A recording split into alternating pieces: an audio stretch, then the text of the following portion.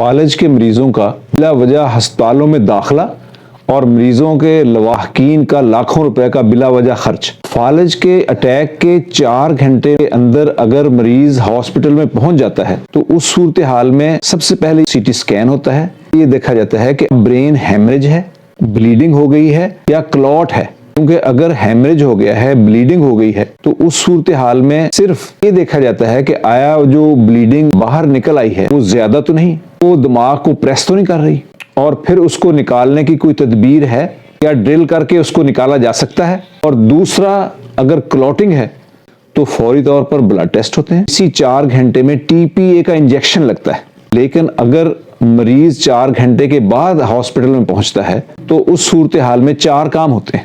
3 کام تو مریض کو آئندہ فالج کے اٹیک سے بچانے کے لیے ہیں۔ پہلا، بلڈ پریشر کا کنٹرول، اس کی میڈیسن۔ دوسرا، لپڈز اور چکنائیوں کا کنٹرول کی میڈیسن۔ اور تیسرا، بلڈ کو گاڑھا ہونے اور جمنے سے بچانے کی میڈیسن۔ اور چوتھا، فزیو تھراپی، تاکہ فالج کی وجہ سے جو جوڑ حرکت نہیں کر رہے ان کو حرکت کے اندر لایا جائے اور پرماننٹ معذوری سے بچایا جا سکے۔ تو جب 4 گھنٹے کے بعد فالج کا کوئی حل ہی نہیں تو مریضوں کو بلا وجہ ہفتوں ہاسپٹل میں ایڈمٹ کیا جاتا ہے، ان کو بلا وجہ رکھا جاتا ہے، جس سے نہ صرف مریض ہاسپٹل میں رہ کر ہاسپٹل کے امراض ہیں ان کا شکار ہو جاتا ہے، بلکہ جو مریض کے لواحقین ہیں ان پر بھی بلا وجہ لاکھوں روپے کا خرچ آن پڑتا ہے۔ اس کے مقابلے میں نے جو میڈیسن ایجاد کی ہے وہ نہ صرف ابتدائی 4 گھنٹے میں بہت اچھا کام کرتی ہے، بلکہ 1 ماہ تک بھی اس کے بڑے اچھے اثرات ہیں، گو کہ وقت گزرنے کے ساتھ ساتھ اس کی ایفیکیسی کم ہوتی جاتی ہے، جس کی بہت ساری وجوہات ہیں۔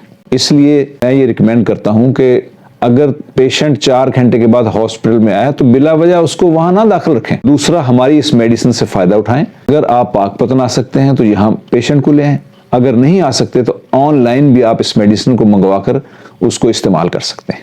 اللہ حافظ۔